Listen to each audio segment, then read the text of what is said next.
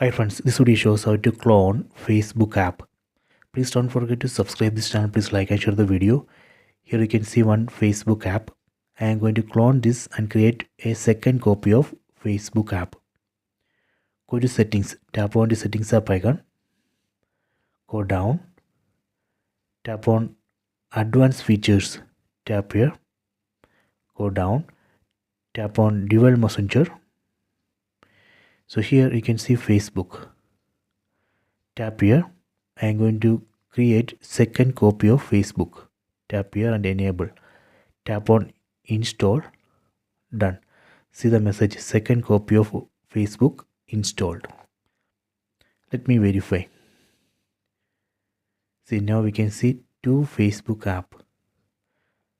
The first one is which I installed from Google Play Store or the default Facebook app. The second one is the cloned Facebook app. So this way we can clone Facebook app. You can try this. Next I will show you how we can uninstall this cloned Facebook app.